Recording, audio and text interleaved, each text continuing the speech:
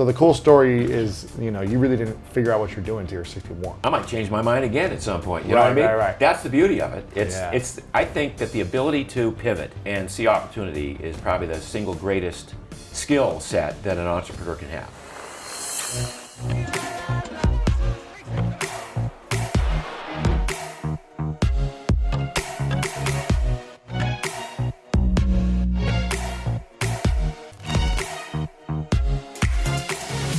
Welcome everyone back to the School of Greatness podcast. We've got Mark Sisson in the house. My man, good to see you, brother. Likewise, thanks for having me. Glad you're here.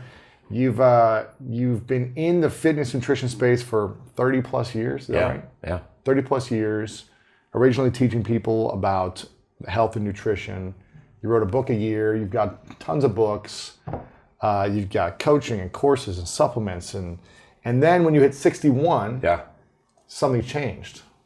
Yeah, it was, I think in retrospect, it was the natural order of things. It was a natural evolution, but I started out, first of all, I started out as an entrepreneur in my youth, right? And I was always an entrepreneur. And in my 40s, I decided I want to get into supplements. So I started making a line of supplements that was quite successful for a while. And in your 40s? In my 40s. I was 40. I tell my kids I was 47 when I finally decided what I wanted to be when I grew up. Right. Yeah.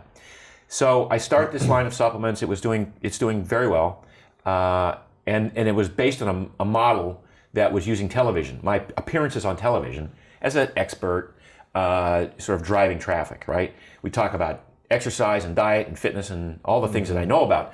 And oh, by the way, I had these awesome supplements over here. You should try them. Very low-key sales approach, but it was quite effective and successful. Sure.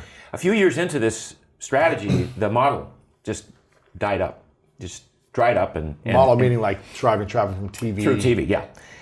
And so I thought, well, what am I going to do to resurrect my business? I had grown this business 4%, 5%, 6% a year for several years. It was crazy.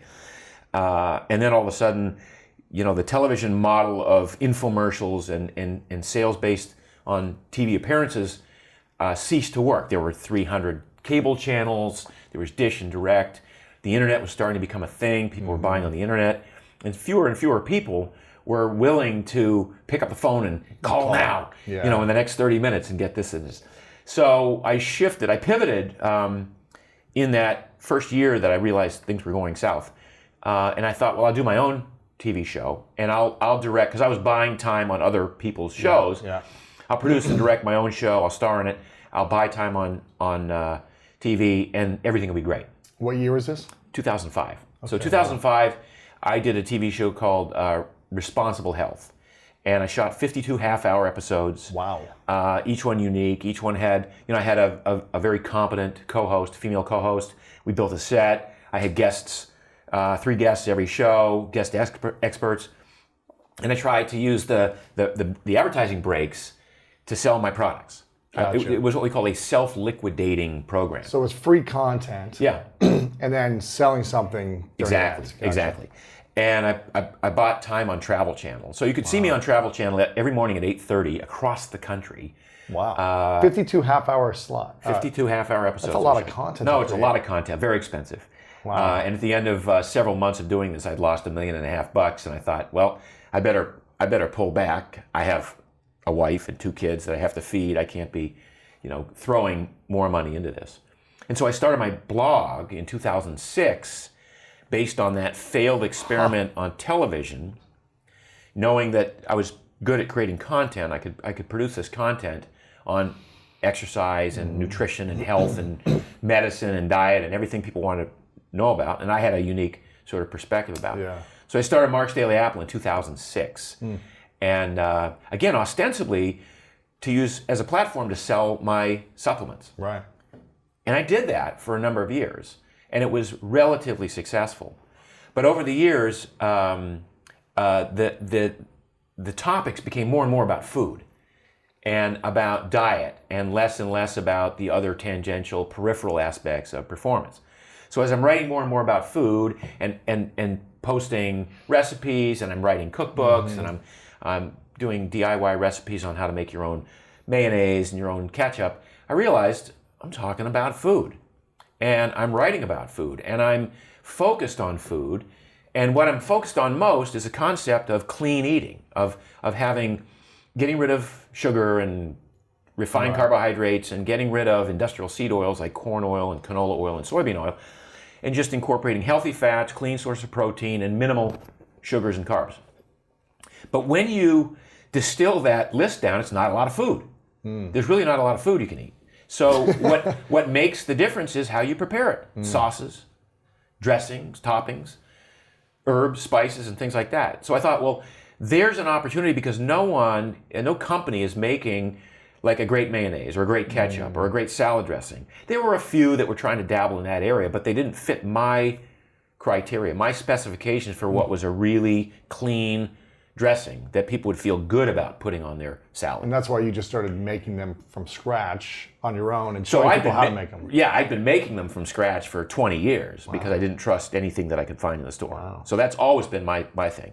And then there was a point at which I thought, well, I've been, just for my own, comfort and ease and convenience, I would rather buy these in a store, pre-made, and not have to get the blender out every night and clean the blender out of the oily substance that was in there and all the stuff that went with it. So I put together an R&D team, and we spent a year looking at different iterations of mayonnaise and ketchup and salad dressings and barbecue sauces. And the first thing we came up with that we could commercially make to scale was this mayonnaise, this Primal Kitchen mayonnaise. Yeah, I've got a bunch of the products in my kitchen. Exactly. So long-winded answer to your question, I started in that company when I was 61 years old. So we launched our first product in 2015, and it took off. Wow. Yeah. But when did you start doing supplements? 47? Yeah, I was 47 years old. So I was in 95, I think, or whatever, thereabouts, 1995, that I started doing supplements. Supplements. And before that, you were an entrepreneur doing just different things that were working, some weren't working, or? Yeah, no, I was... The first 45 years. No. So there's a gap there. Lewis, how did I get there? I mean, I worked 40 hours a week when I was 12 years old in the summers mowing lawns. I had a regular 5-day-a-week, 8-hour-a-day lawn mowing job. Wow. Then I'm 12 and 13 years old. I shoveled snow in the wintertime because I grew up in Maine. When I was 14, 15, 16, I worked double shifts at a restaurant in the summer. I painted houses. When I was 16 through 27, I put myself through college painting houses, and I was it was such a good job, and that's during the phase of my life when I was a semi-pro athlete. I was a runner, and I needed to support my running habit. Not making any money running. Was not making any money running. So I had races around the world, so I wanted to be able to travel to those races and compete at the highest level. Wow. So I was a painting contractor for a number of years. Wow. Was this a triathlon or just? This was back in first. It was in my marathon days. So I was just a marathoner in those days. What was your best time? 2:18. 2:18 is pretty good. That qualifies for Olympic trials, right? Qualified for the Olympic trials. Yeah. And then I went into triathlons. But then I started a frozen yogurt shop in 1981 in Palo Alto. Yeah, one of the first guys before frozen yogurt was a thing. Before it was a big thing. You should have stuck with it, right? I could have, would have, should have. But here's so many lessons in my life. I had a business partner, and we opened this. We bought a barbershop because we couldn't find a small enough space to lease in Palo Alto in '81. So we literally bought Gerardo's barbershop. It was Gerardo the barber. And he was thrilled because we bought out his lease and we paid him some money, and then we turned it into a frozen yogurt emporium. And we crushed it. Really? It was huge. We absolutely crushed it. And we got so, I wouldn't say greedy, but we said, let's build a bigger one down near Apple Computer in San Jose. So on Saratoga Sunnyvale Road, we put a bigger. By the way, the name of the place was called Cool Licks. Cool Licks. Cool Licks. It was, I like it. Yeah. So we built a larger one down there, and it was now all of a sudden it went from 535 square feet, in a place that was doing $400,000 a year in gross and generating $175,000 in profit. Then we go to a 8,000 square foot emporium. We build it out. We borrow money. Oh. 1983. That's the year I was born. 17% interest. Ooh. To borrow money in those days. Wow. So it was automatically doomed. Yeah. So that was a huge failure on my part. So walked away from that, came to LA to get into sportscasting. So I did a stint, not as a sportscaster, but as an actor. I got my SAG card and Wow. did that. And I did a little bit of sportscasting, covering triathlons for ESPN.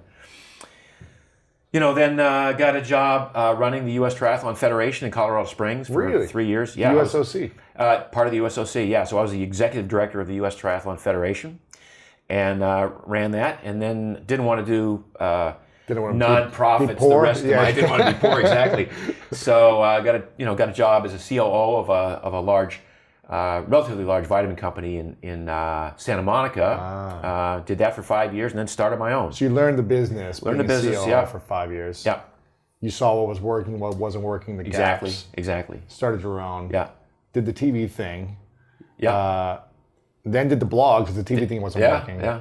At 40, when did you start the blog? At 47 or No. So the blog 50? now I'm 2006. I started the blog, so I was 53 when I started the blog. 53, you started the blog. Yeah. And you started early, in the blogging world. 2006. Yeah, I mean, it felt like I was late to the game. Right. In 2006. It's like I wonder if there's still time to rise above all the other blogs that I saw out there. Now it's maybe is too late. I don't know. It's huge. Right. Because when I started, there were in my space, in the ancestral health space, there were, 4 blogs. There was Lauren Cordain had one, Richard Nicolai had one called Free the Animal. Art Devaney had one. He was sort of my mentor. In fact, I started blogging by writing guest posts for his site. Sure. And they were so well received. That's how I started my blog. Interesting. Yeah. I think it always seems like there's, after you wait 5-10 years after blogs, it's too late, but then you see a blog that pops within a year. Same thing with podcasting. A lot of people feel like they're 5 years behind, but my friend Jay Shetty just launched one, and he's in the top of the world right now. Wow. He's able to drive traffic from Facebook and YouTube and Instagram to build his podcast quickly, and he does a unique spin on it. Mm-hmm. So I think there's always an angle to grow quickly if you've got leverage and if you're doing something different and unique. But you were 50-something when you launched your blog. Yeah. And you were 61 when you launched the food business. Yeah. And you sold the food business at 65. 65. Yeah. So the cool story is, you really didn't figure out what you're doing until you're 61. I might change my mind again at some point. You know what I mean? Right. That's the beauty of it. I think that the ability to pivot and see opportunity is probably the single greatest skill set that an entrepreneur can have, right? To just not be so, and I can go back and I can say, that's a lesson I've learned so many times that once I transitioned into the blogging thing, and I saw that my sales were not taking off commensurate with my traffic. I mean, I had one of the top blogs around. I had 3 million uniques a month, Mark's Daily Apple, within a few years. It's crazy. And so you would think that the traffic would generate enough sales in the vitamin world, in the supplement business, and yet I kept, instead of taking a step back and going, okay, what am I writing about? Who am I writing for? What do they want to hear? And then what do they want to buy? I'm more like, I'm going to make this vitamin thing work. I had my blinders on rather than being open to the possibility that there's another thing that I could do that would be much more successful than just fixing what I thought was broken in that original concept. Interesting. So when did you start to listen to your audience and what they wanted the most? I mean, I was listening all along, but I wasn't hearing, I guess. I don't know. Or hearing, not listening. I don't know what the appropriate terminology is, but there was a point at which enough people had commented that for instance, how frustrated they were when we'd post a make your own mayonnaise recipe and it would fail.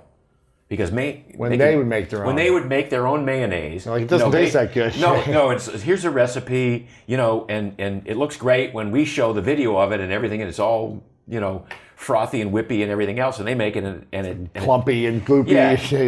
And it runny. Exactly, and they throw it away. And it's like, and so a lot of people said, I wish you could just make a product like that. Interesting. Using those ingredients. So that was but that's, look, again, as an entrepreneur, you have to always be ready, willing, and able to get the feedback from your customers. How do you know when it's the right time to pivot? For instance, you'd been building a supplement business for over 10 years, it sounded like, and putting all this energy and time into these systems and this team and this vision. And then now a few people, I don't know, maybe it's hundreds of people are saying, hey, can you just make this food product that you have no clue what you're doing in? Yeah. Can you just stop what you're doing in the supplements or shift and put all your time and attention into making me a mayonnaise that I like? Yeah. And what gives you the courage and the confidence to go launch something at 61 that you had no clue, or relatively no clue? No, I had no clue. I did not know the food business. You didn't know how to create a manufacturer, food packing, distribution. I had hubris. I was like, I'll show you guys I how can do this. I can do this.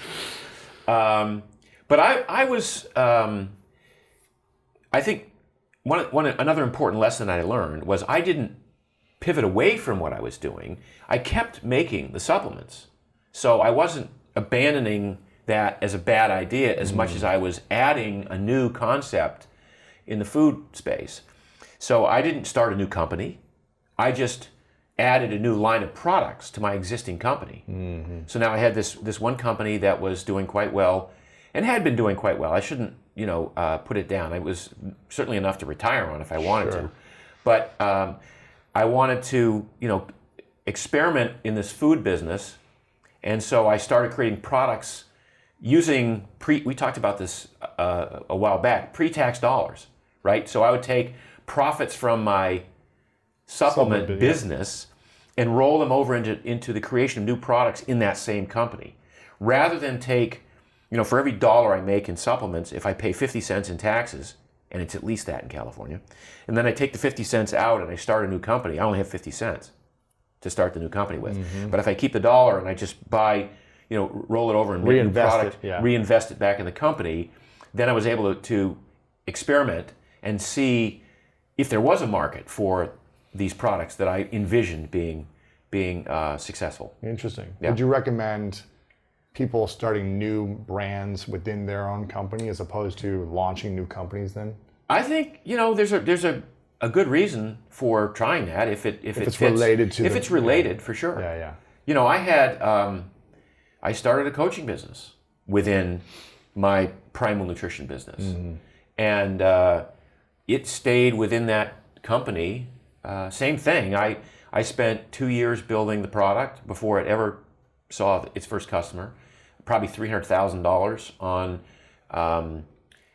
resources, people to put it together, and platforms and all the things that were needed to make it a robust learning experience. And it was all within the context of my original company. So I had the supplements, I had publishing. I had a publishing company within that, and they were all in the same company. And then when I saw that there was an opportunity to succeed on its own, then I would spin it off. And then it was like I'd proven the business model, I'd proven the concept, I'd scaled it enough that I knew that now we could take it off and put it onto its own, platform and own company. What were the biggest failures you had in the last 15 years, do you think, since you started the blog?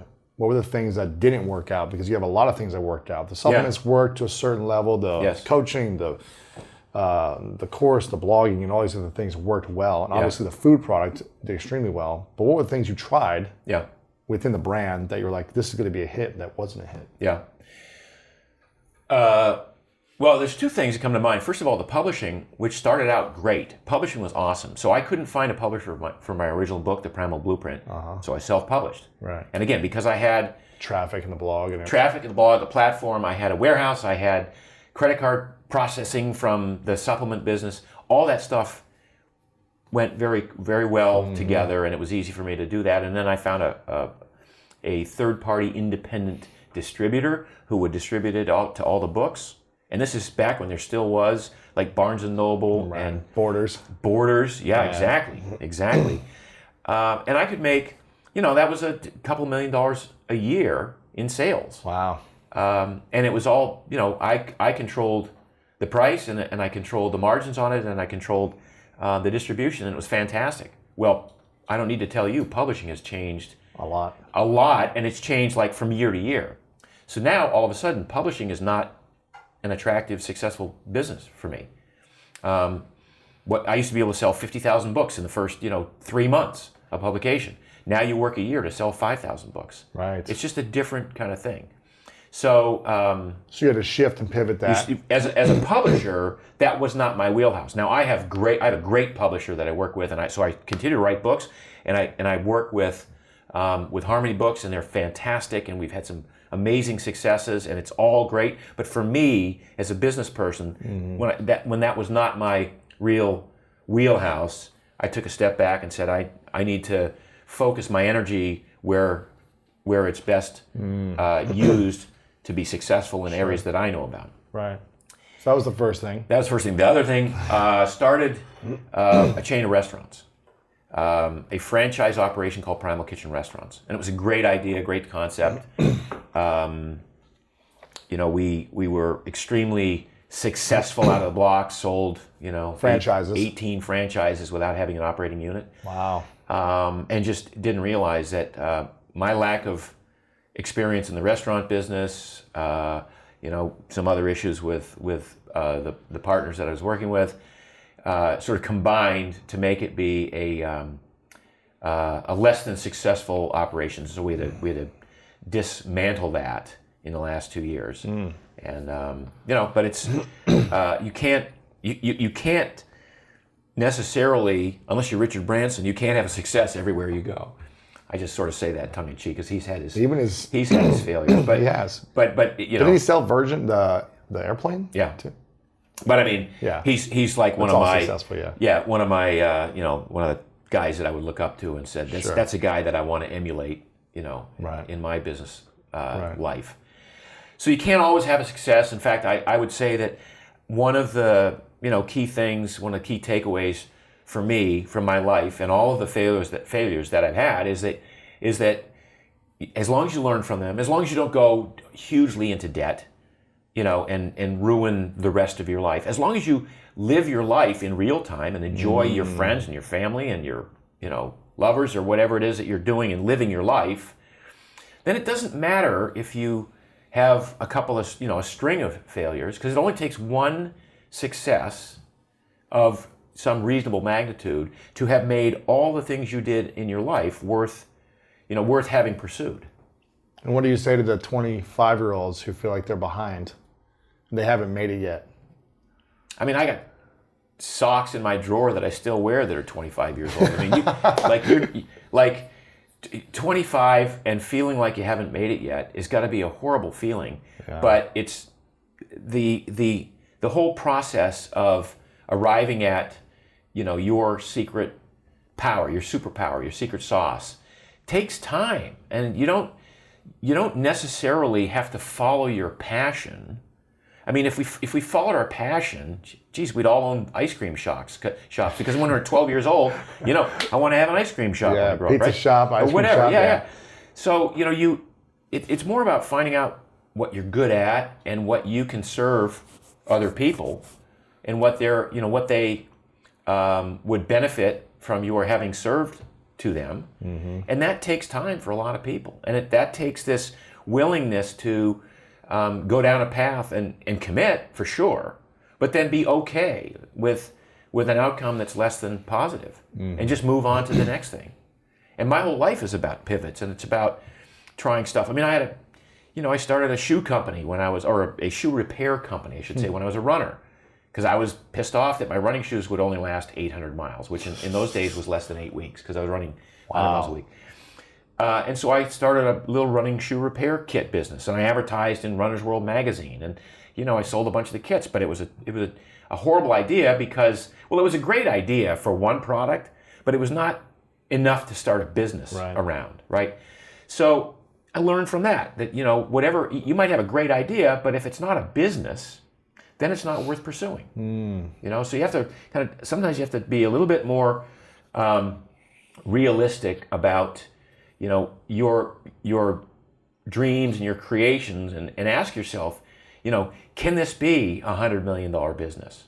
If it's only going to be $1 million business, then that's successful for a lot of people.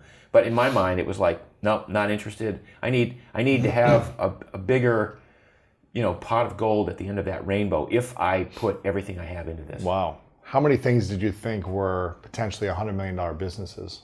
Oh, I've had lots of them. I've had lots of ideas. Yeah. That you took action on? That's the other thing. You got to take action on these things, right? So I've had some amazing ideas that other people executed on before it wasn't like I was going to do it and they beat me to it. It was like, yeah, that was a great idea, and I thought at the time it would be an awesome kind of thing, and somebody else, beat me to it. TRX is a great example of that. TRX is a multi-$100 million company, and it's the workout ropes. Yeah, it's workout ropes. It's like you hang them over and you just do some push-ups. Every trainer I know, including myself, invented that in the 80s. Right. When we were working with clients, and clients say, I'm going on the road, I need something to work out in my hotel room. But TRX, those guys they identified exactly what needed to be done. They marketed it brilliantly. They put a whole series of videos behind it. They did everything. The execution was, I'm going to say, flawless, on what was otherwise a fairly mundane kind of invention. Yeah. But you probably had a vision that this supplement business you launched has potential to be $100 million. Oh, yeah. No, the supplement business, always has a potential to be a billion-dollar business if you do it right. But it just, for whatever reason, I couldn't get those variables to work for me in this context. Part of that was I had a vision about the types of products I want to make and who I wanted to serve in the marketplace, and it was very sort of narrow. It was the highest end product possible, so that limited my reach and my potential marketplace. God, it was like elite performers running 100 miles a week. No, pretty much, and that's how it started. It started just going after endurance athletes who I felt needed some assistance with their recovery and who didn't want to turn to illegal performance-enhancing substances. So I started with that, and it was not a very good business because you were an athlete. I was. A lot of athletes are like, no, I work out plenty hard. I don't need this other stuff. Yeah. I don't need it, and I certainly don't need to be spending money doing it. You want to sponsor me? Right. So I got a lot of that. But then I found again, I pivoted. I found when I was on television with these products, I found women who were 65, 68, 75 years old were reading all of the research on anti-aging and reading the reports and the headlines, and were focused on an anti-aging strategy. And my products addressed that because they were sort of, the name of the product was damage control. And the next thing I know, I have an amazing market with probably the least athletic people on the planet. Little old ladies who just want to be healthy. Want to feel younger. And don't want to, they're not into exercise, but they're into eating right. And so it was, like figuring out, who, I built the product for one marketplace, didn't work, and then I pivoted and you shifted, and I shifted, yeah. When you got into the mayonnaise and food business, did you think to yourself, this is a $100 million business or more right away, or did it take some time for you to see the potential? I did. I thought it was going to be a huge business because because food is a massive, marketplace and massive business in the United States, and I think that food that's better for you, good for you food, is just trending, very quickly, and we're not going back. We're not going back to the days of high sugar, high fructose corn syrup, processed. Right. It's only going to trend forward. Yeah. How did you have the confidence to launch it? You said, what did you say, hubris? Hubris, Hubris, yeah. How did you have the mindset though from, for 20, 30 years, you had been an employee, doing side jobs, started a company with 5 to 10, 12 maybe employees at one time, but then to switch and say, okay, I'm going to build something with 50 to 100 employees within a couple of years. Yeah. Because that's a big change in the way you think and how you lead people and how you manage people. So how did you shift that late into building something with what did you have, 70 employees? Yeah. So that's a challenge. It's a huge challenge, and for me, it required me giving up this concept that I was the smartest guy in the room. So, my whole business career, I've been successful largely based on my own work, right? I'm doing the work, I'm in the trenches, I'm grinding it out, I know the contacts, I have the sensibilities here. And when I gave that up, partly because I was entering a space that I did not know anything about, I had to hire people from that industry who, were not only knowledgeable about the industry, but who had bought into the lifestyle and the concept that I was espousing. Because it's a major stretch to launch a 12-ounce jar of mayonnaise for $9.95. Right? How much does it usually cost? Oh, I mean, Costco, you get a gallon of mayonnaise for like $8. Really? 10, yeah, whatever. It's yeah. So, but it's made with horrible ingredients. So the larger cheap versions that you can buy. So we wanted to make a demonstrably better, the best in category of every of the products that we of all the sauces, of all the dressings, all the sauces, all of the condiments. We wanted to be demonstrably the best in product. It has to have no artificial ingredients, little to no, and mostly no sugar, unsweetened, and it has to taste great. And those are tough boxes to check off all the time. Challenging. Very challenging. So I hired a team that I just said, I'm going to let you guys, I'll be the thought leader and I know where we're headed and I'm a visionary, but you guys execute because I don't know what I'm doing here. Wow. And when I gave that up and stopped micromanaging, it just took off. Really? Yeah. How did you learn to give it up? I didn't learn to. I had to. I was forced to. Because you couldn't do it all yourself. I couldn't you do it all couldn't myself. manufacture and do the food. And I got to tell you that at some point, age drags a little bit of wisdom along with it. Yeah. And there was a point at which I just go, you know what? I just don't have the energy to be pulling the all-nighters and doing all this stuff myself and being on the phone,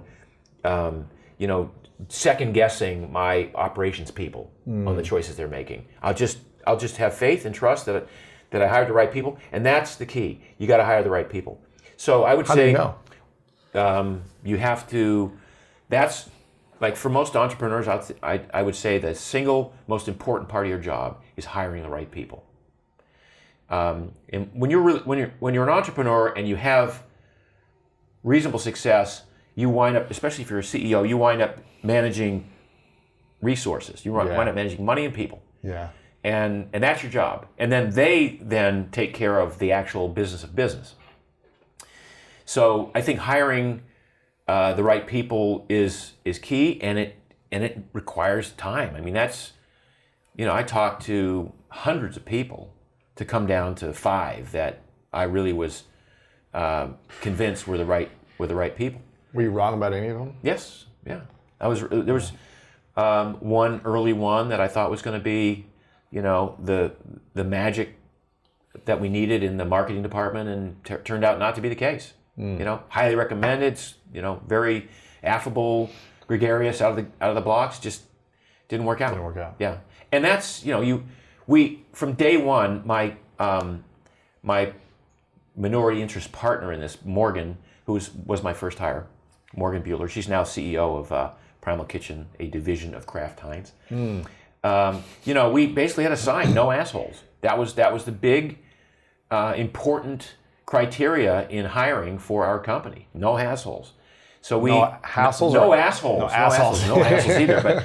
But they go hand in hand. Yeah. And it was like we would bounce hires off each other. And how do you feel about this? And is there a problem, potential problem here? And once you put the team together and you work well with the team, it makes life so much easier. Wow. You're not doing it all alone. Right. Now, what advice would you have for people that are building their own personal brand? They've got some influence, they've got content, a following, and they see this $200 million exit that you had. They see the work you put in, and they want that one day. Yeah. Maybe they're realistic, it's not going to happen in 2 years or something. Maybe it takes a decade or 3 decades or whatever it is. Maybe they will never get to that point, but they want to exit something big one day. Yeah. and they have a personal brand now, or they're going to build one, what suggestions would you have for them over the course of the next 5-10 years, knowing they want to exit something someday? Well, so there are a lot of variables, a lot of criteria here. Authenticity is probably the key for any brand building experience. You have to be able to back up what you're saying and what you're offering with credibility, with knowledge. So that's an important part of it. I mean, brand building is because you have sort of two opportunities in retail and selling people. You could compete on price in a commoditized world, and a lot of people do that and do it quite well. Or you just trying to create a product, and then you always have to have the cheapest price. Yeah. So, and in the space that you and I move in, there are a lot of influencers who will have their own personal brands in, say, vitamins or supplements or food products or skincare, consumer or beauty products or consumer packaged goods, and a lot of those are quite commoditized. So you can't really, if you want to compete on price, you're just going to get taken by I mean, people go to the big box stores and they'll pay a lot less for them. They're just going to compete on price. So you have to compete on brand, and you have to be a specialist in your area, and you have to be knowledgeable and provide a lot of other value-added services. You have to, like, I spent my whole life educating people, and that's why my products do so well. People understand what they're buying. I spent 10 years building a brand with Mark's Daily Apple before I launched my first product. Basically, I had the physical supplements. Product, yeah. But before the food came out, I had 10 years of brand building experience, so that when we launched it, I wasn't just setting up a table and giving out samples in front of a Whole Foods with an apron on. Hoping people figured out who you were. Yeah. No, I had enough people who were willing to make Try the it leap out and buy. and buy,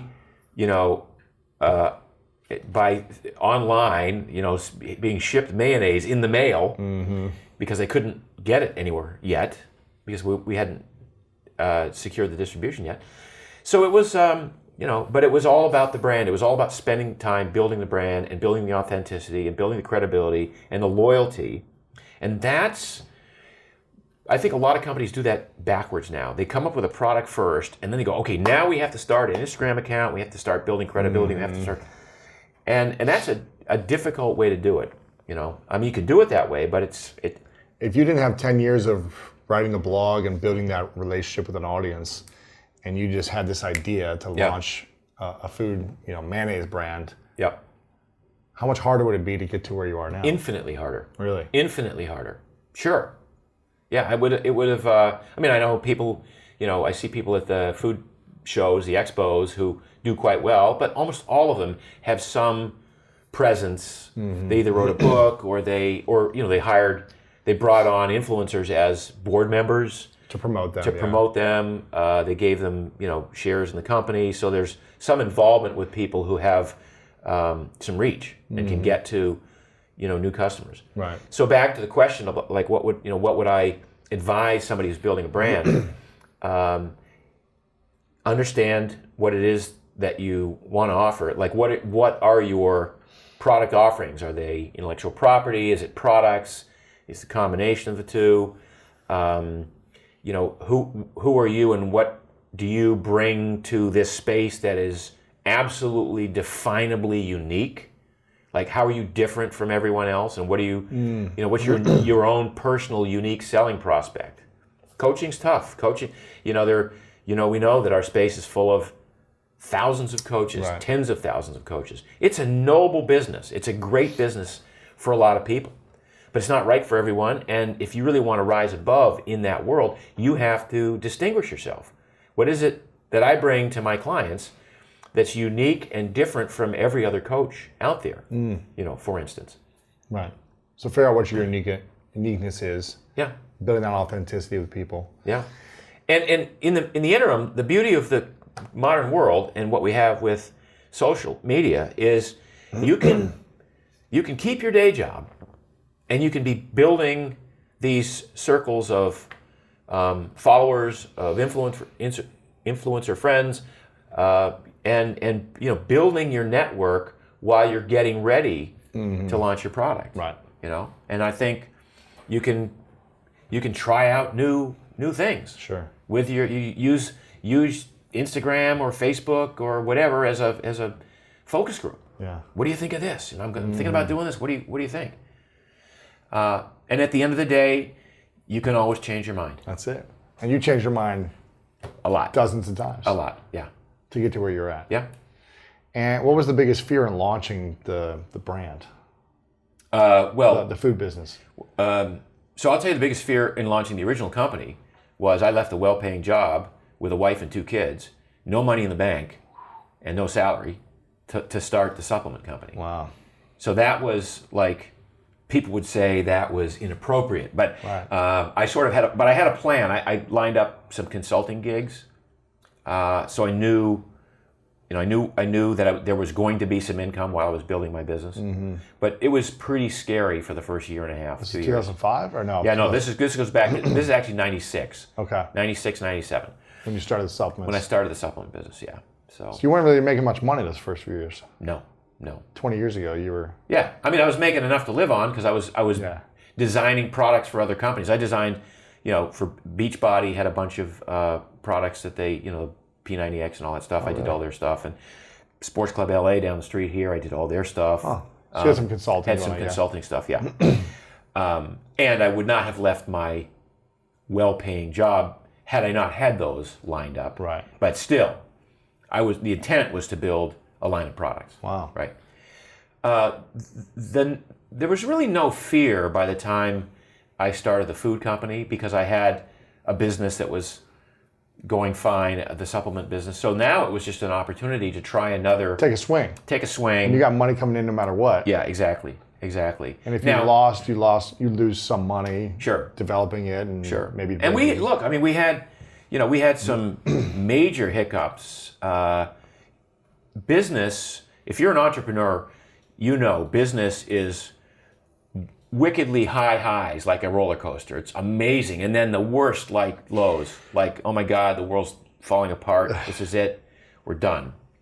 We had a bunch of those early on. Like we'd figured out how to make mayonnaise with avocado oil.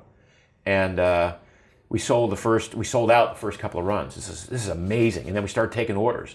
And then the next 2 runs, my co-packer couldn't make mayonnaise. 7,000 gallons of avocado oil wouldn't emulsify down the drain. Really? Yeah. I mean, $15,000 of raw materials Gone. that we had to pay, that I had to pay for, gone. Like when I say down the drain, like literally down the drain. And we're like 2 times in a row, we couldn't make mayonnaise. And we finally figured out what the problem was. It was a chilling pipe. But until then, we thought, oh my God, we've started this great business and now we're out of business. And that's the end of that. Wow, that was fast. Wow. Yeah. So that's scary. And there were a bunch of those. Avocado oil is a very sort of rare commodity. There's not a lot of it in the world, and I wound up buying much of the avocado oil in the world. Really? Yeah, and having to buy it months out. We have contracts a year out to buy avocado oil, and so to be sure that we could get enough to make the different products, I had to overpay. I mean, not overpay, but I had to pay premium. Yeah. Pay a premium, and I had to store it for my manufacturers. So that was one of the costs of doing business, was just having to keep avocado oil that my manufacturers would otherwise just be buying as they needed it, just in time and using it. Now I've got this whole inventory I'm storing it for them. Yeah. How do you make avocado oil? It's a unique process. It's pressed. It's the fruit that's pressed. It's not the seeds, as some people think. It's pressed and spun out. The particulate matter spun out. Really? Yeah. That takes time to drain it and strain it or whatever, huh? Yeah. Wow. So how much oil can you get from one? A significant amount. You can? Yeah. Okay. Like a half a cup or something, or? Maybe close to that. But the other thing that we need to know about avocados is that the demand for table fruit is just still so high that most growers would much rather, be selling it as table fruit than pressing it for oil. Make some guacamole or whatever they want to make. Yeah, exactly. Yeah. Wow. So they can charge a premium on oil then. Yeah. That's why your stuff is so premium. One of many reasons. One of many. Yeah. But also the brand you've built probably has helped makes it a more of a premium. Well, we use organic. We used organic vinegar from non-GMO beets, cage-free eggs. I mean, the whole. It's a great story, and it tastes great. Right. What about knockoffs? Have other brands tried to see the success you guys have created? Immediately. And they start making these very similar mayonnaise. Yeah, there was a company that copied not only our formula, but our packaging and everything else. Everything. Yeah. So how do you, when you come up with a good idea, you launch it, and then competitors start to copy it, how do you defend yourself or just take care of yourself during that process? You just rise above it. You just literally, you have to. This is a metaphor for how we, comparison is the thief of joy, and how we compare ourselves to how other people are doing. You just have to forge ahead for yourself and not pay attention to what they're doing, other than to maybe identify things that they're doing wrong and differently, and do what you do better. But otherwise, competition in many regards is a good thing. And I think we launched a whole category of condiments and dressings that there are now other players in, and so there's more variety for the consumer. And my intention all along was for Primal Kitchen to be $1 billion in sales. I couldn't do that myself, which is why I sold it. I wanted to leverage the resources of a much larger company to get there. But in many regards, a rising tide lifts all boats, and so the more companies that are doing what we're doing in the food space, the more ubiquitous it becomes, the more accepted it becomes by the buying population, the lower the pricing gets. And you wind up making better food available to a larger number of people. So everybody wins in the end. Same thing with blogging and podcasting. I remember I launched my show 6.5 years ago, and then more and more people got in the similar space. And I could have been angry and they're competing with me, but really, they're attracting more of an audience to come listen, and if they discover me and other people, it's great. Yeah, everyone's improving in a certain way. So my blog, Mark's Daily Apple, started out. It was 3 million downloads a month, or hits a month, right? 3 million at least, and it was probably I think we got up to 3,400 on Alexa. You know that? You know what that is? Yeah. So Alexa ranks every website in the world. 350 million websites, and we were that's 3,400 or something like that. Over the years, as more and more people have started blogging about the ancestral health space, or low carb, or keto, or paleo, now we have thousands of blogs. And so my traffic isn't growing anymore. It stays about steady. But that I'm fine, because there are more, now there's 10x more people or 100x more people looking for the information. And if they don't come to my site, but they come to somebody else's site to get that information, then my original mission, which was to affect the lives of 100 million people, I get to leverage what I started and maybe claim a little bit of credit for other blogs getting into the space and doing what they do well. And so it's it's that sort of psychic income. I'm not deriving income from it, but I know that we're changing the way the world eats. Right. And however we do it, however we can leverage that, I don't need to be the one guy who touched 100 million people. I just want to be responsible for having, impacted enough people that it trickled down. When you have the big success, the big hit, 200 million at age 65, is that what? Yeah. 65, 66. Do you think to yourself, this is the biggest success I'll ever have, and my life is over, essentially? Do you have this high and then think, okay, now life is over, in a sense? Or do you think to yourself, how can I make this bigger? Or do you say to yourself, I want to enjoy life now? Yeah, all of that. So I want to enjoy life now. And that's part of what we talked about earlier, is that even as an entrepreneur, you have to enjoy life. Yeah. People say, well, I'll enjoy life when I have, when I'm successful in my business. I'm like, dude,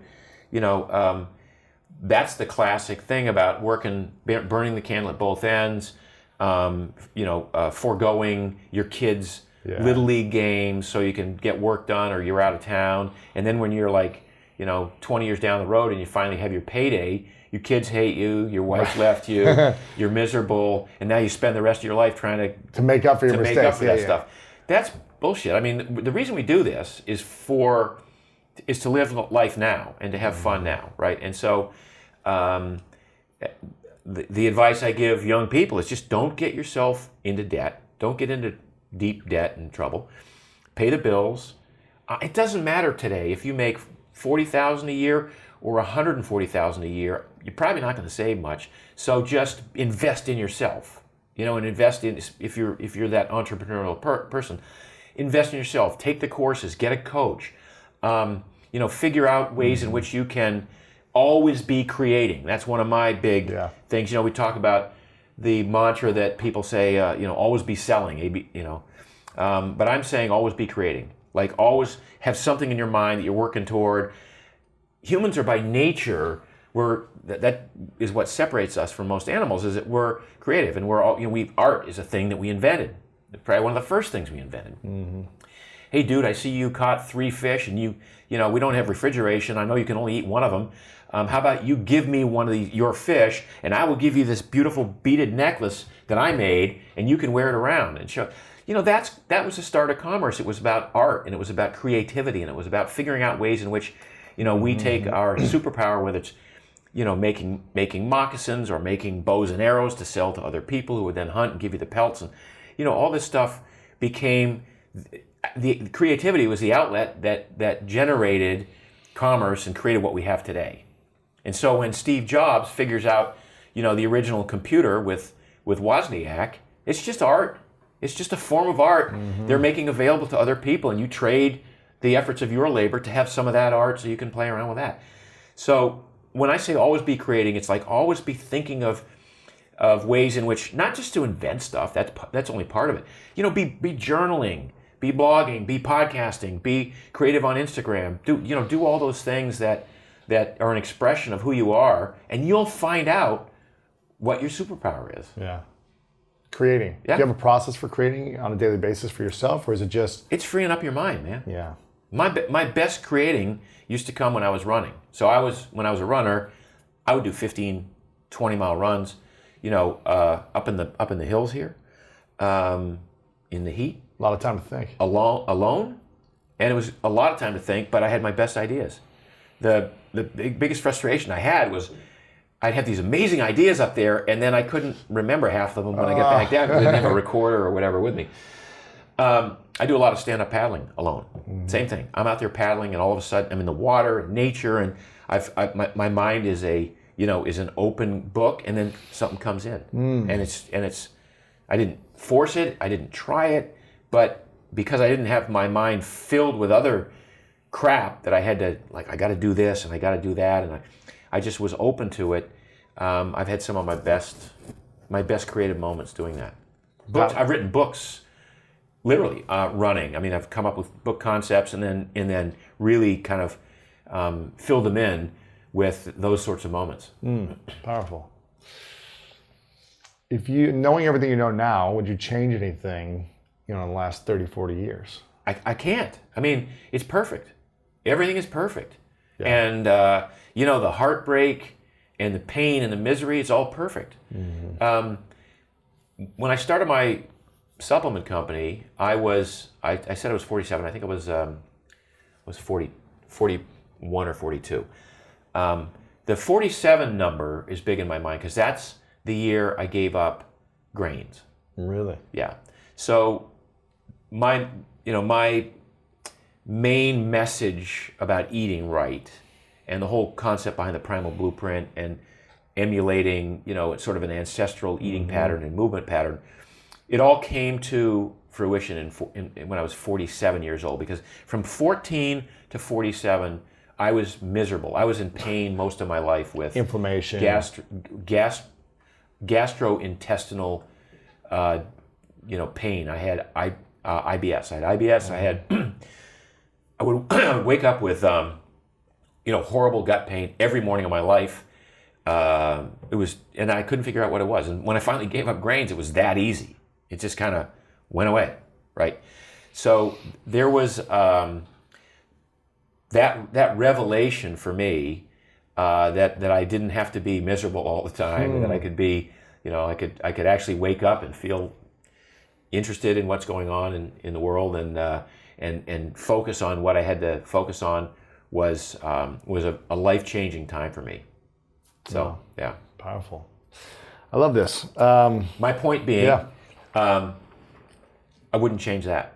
You want to change the misery because it was such a profound shift for me that it enabled me to write the Primal Blueprint, to do Mark's Daily Apple, to do all these things. It became a much more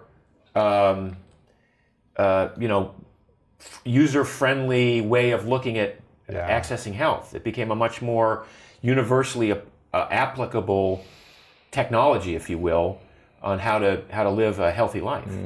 And until that time, I was writing about eating well, and I was writing about cutting out fats and cutting out sugar and all the stuff that we wrote about for the longest time.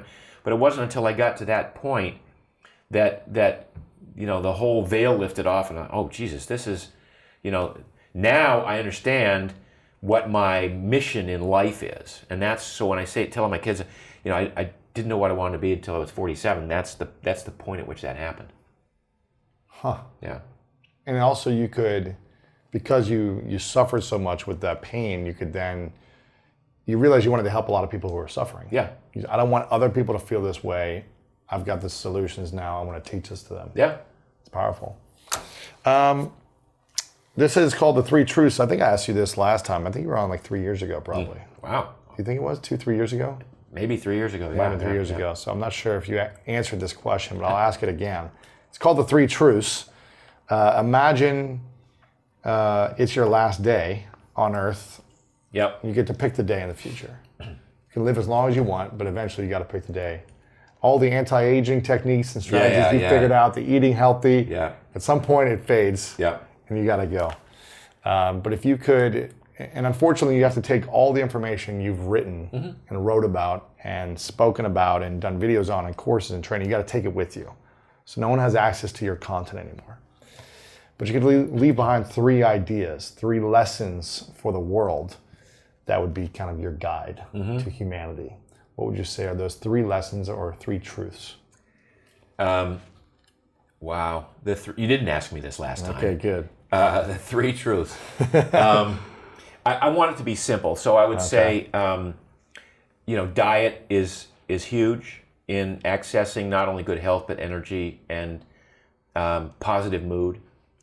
So that's number 1. I know that's a very generic sort of thing. Number 2, I would say that everything is perfect. There are no, looking back on your life, there are no real mistakes, because as long as you were willing to learn from everything to get to where you are today, everything ultimately winds up being perfect and happening at just the right time for you. And number 3, and in that same light, everything will be okay. And that no thought that you have about the future today is benefiting you in any way, if you don't appreciate the moment you're in right now. I like that one. What's going to cause anxiety and stress?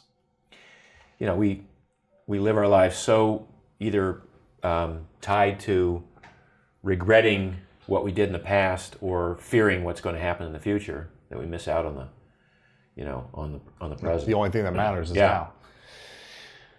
What is something we can do to support you? What's the thing you're most excited about? You sold this company. You're still working with the company to develop more products and make sure it continues to take off. How can we follow you right now? So you can still follow Mark's Daily Apple. I'm still writing something I think fairly interesting and exploring new avenues every day at marksdailyapple.com. Primalkitchen.com for the food company. Find out about the food products.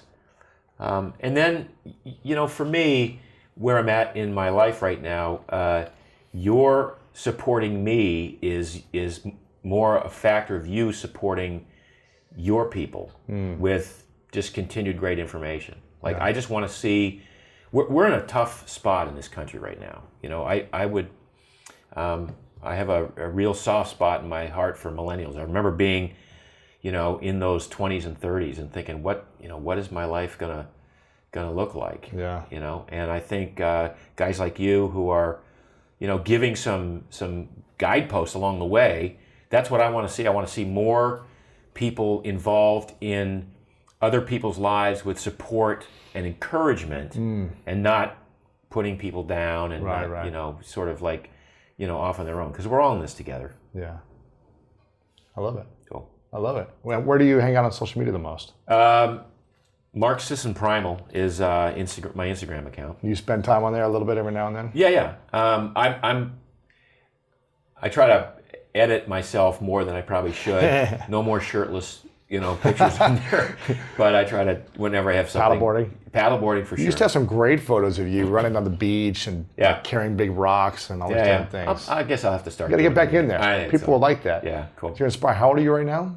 I'll be 66 in July. 66. You got to show people the six pack and what's possible. You know, keep inspiring. Yeah. So make sure we follow you there. Get your products, primalkitchen.com. Check out the blog, Mark's Daily Apple. If you're, if you want to be a health coach, I mean, Primal Health Coach Institute, the Primal Health Coach Institute is where you can find out about this program that basically I took all my information in my head and I uploaded it to this website, and now you can do what I do in coaching people. To be a coach. Health coach. You teach people the principles of how to be a holistic health coach like you, and then how to get clients from them as well. Yeah.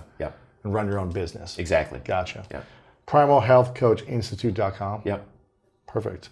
I want to acknowledge you, Mark, for being an inspiration to so many people, because you continue to pivot and learn and have little success and then failure and a little more success and continue to evolve. And you didn't get stuck in one zone.